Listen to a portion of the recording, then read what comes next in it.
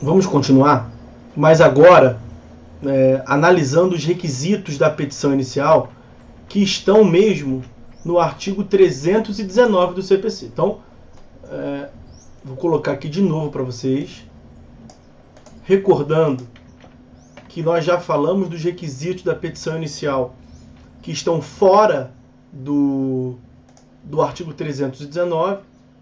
Já fizemos uma consideração introdutória sobre os requisitos da petição inicial, já analisamos os requisitos que estão fora do artigo 319, agora sim chegou o momento.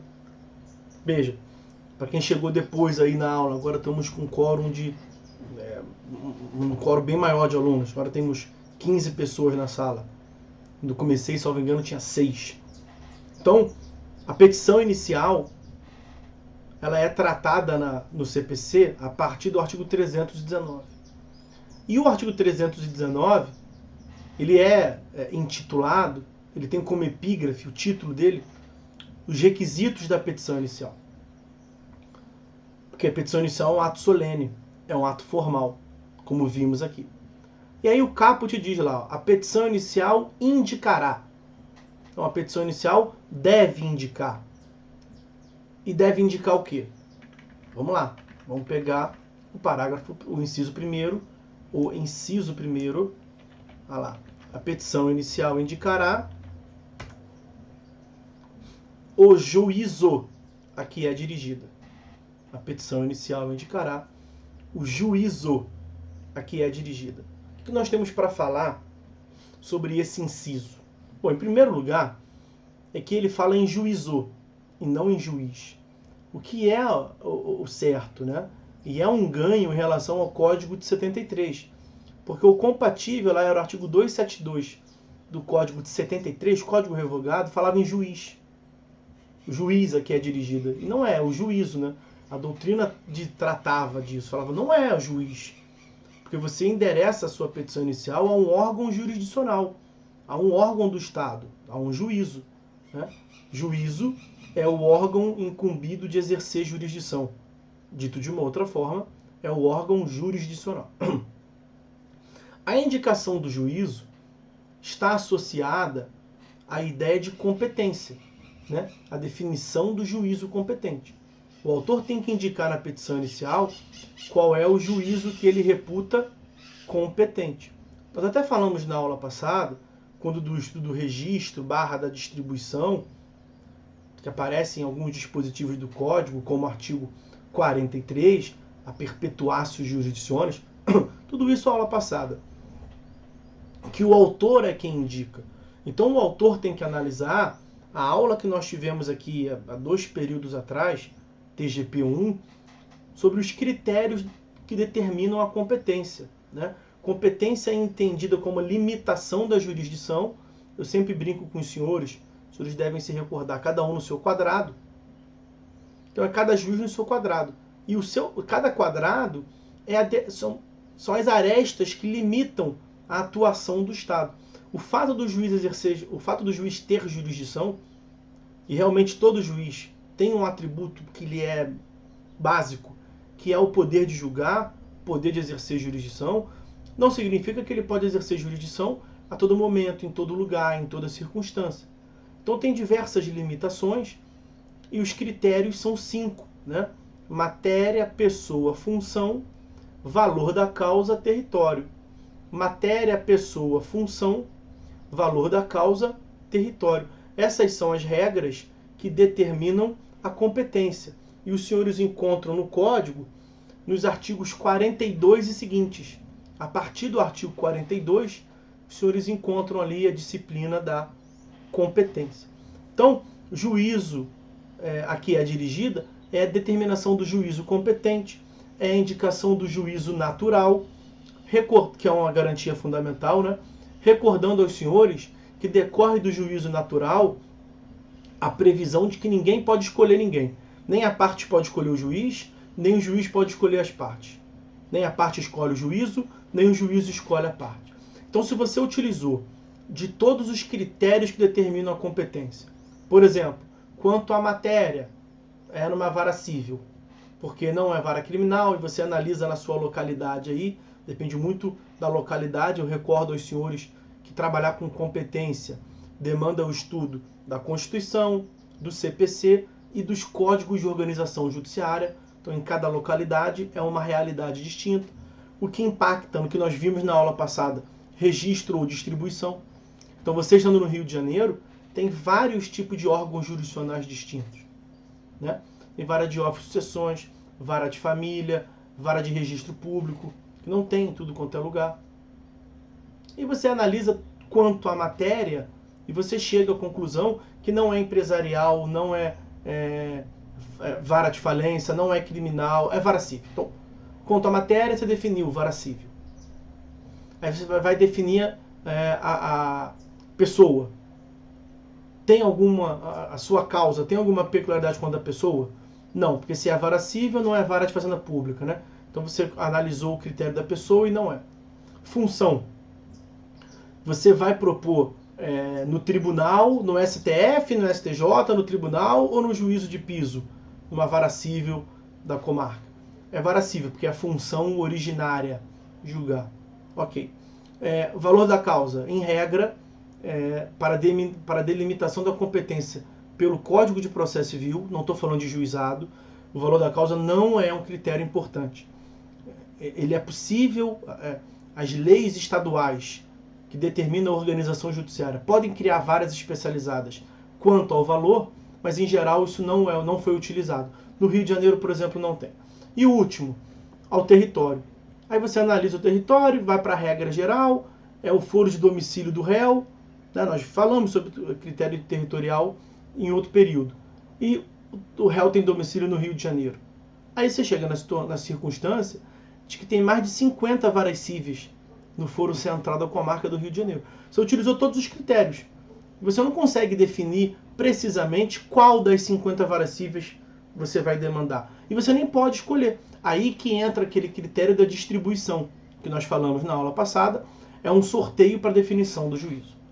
Então, quando você está ali a indicar o juízo a que é dirigida, não quer dizer que você tem que escolher qual das varas cíveis você vai demandar. Não, você tem que utilizar aqueles critérios. Matéria, pessoa, função, valor da causa e território. Se você utilizou todos os critérios e tem mais de um juízo em tese competente, como vara civil no Rio de Janeiro são mais de 50, como é que você coloca na petição inicial? Geralmente a prática faz assim, deixa um tracinho, vara civil do Rio de Janeiro.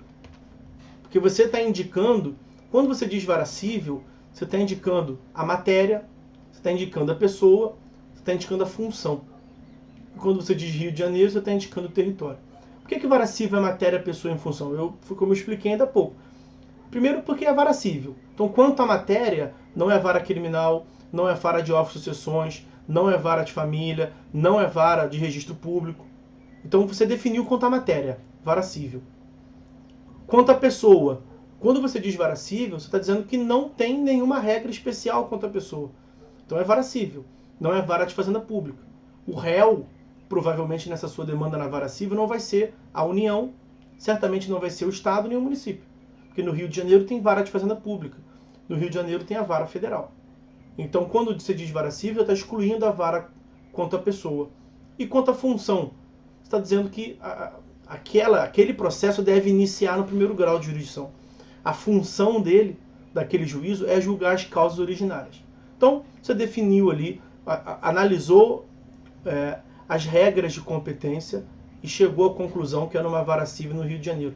Aquele tracinho ali é porque quem vai definir qual é a vara civil, qual das várias varas cíveis cabíveis, é um sorteio, a distribuição.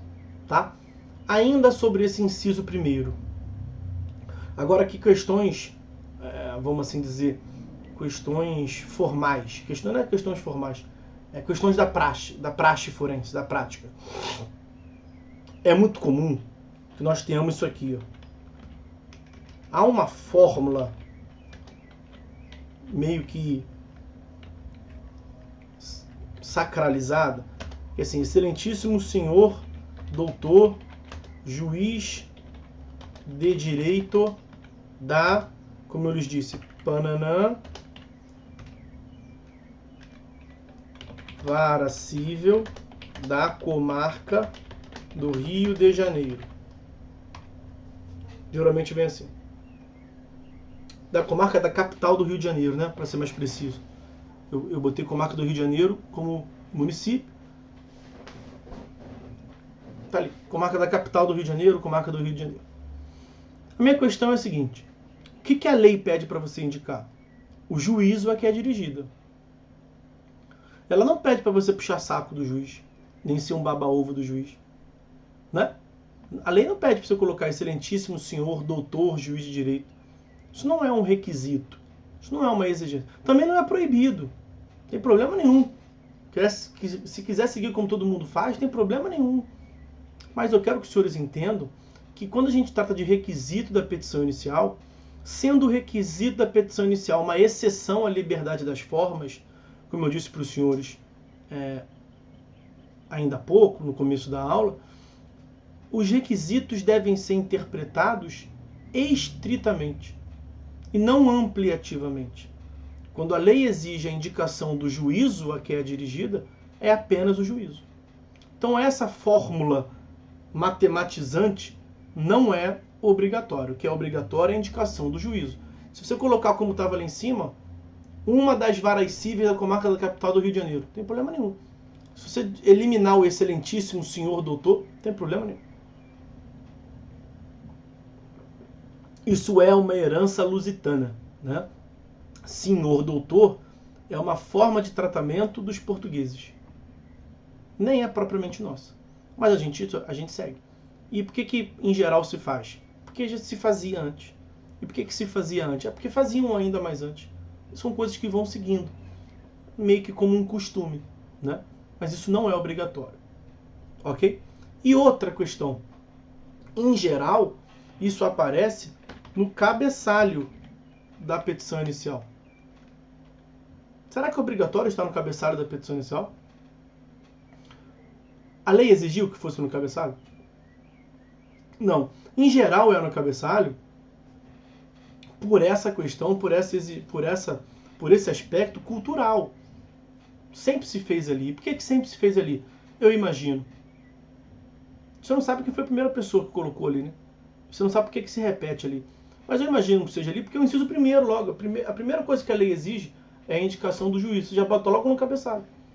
Aí você deixa um espaço em geral ali, que é um espaço que fazia mais sentido quando a petição era escrita.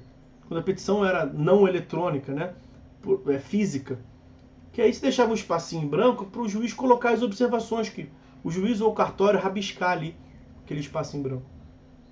Aí você pulava um espacinho, geralmente, os senhores terão aula disso, né? Escritório modelo, na prática forense, algo nesse sentido assim, e o professor vai indicar isso para vocês. Ele vai falar que em geral se coloca no cabeçalho, mas saiba que não tem uma regra que determina isso. Mas faz, todo mundo faz, tem problema. Por exemplo, na OAB, for fazer prova de direito civil na OAB e cair petição inicial, eu aconselho que coloque no cabeçalho e eu aconselho que coloque excelentíssimo senhor doutor papá.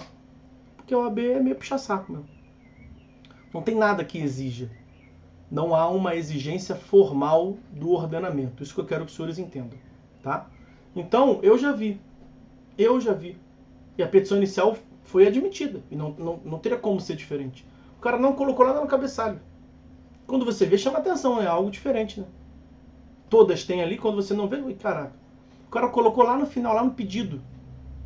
Lá no final da petição inicial, dentre os pedidos, ele colocou assim, que a presente demanda seja distribuída para uma, no meu caso, quando eu vi, foi uma das varas de fazenda pública da comarca da capital do Rio de Janeiro. Qual o vício nisso? Nenhum. Ele indicou o juízo competente. E ele não tratou excelentíssimo senhor doutor, e ele não colocou no cabeçalho. E não tem vício nenhum. É isso que eu quero que os senhores entendam. Mas também, para encerrar, também não tem vício se colocar no cabeçalho. Se também não quiser ser o diferente, quiser seguir como todo mundo faz, também não tem problema nenhum. Tá? Mas aqui eu preciso demonstrar para os senhores que isso não é um requisito, isto não é obrigatório. Ok? Então está visto aí o artigo 319, inciso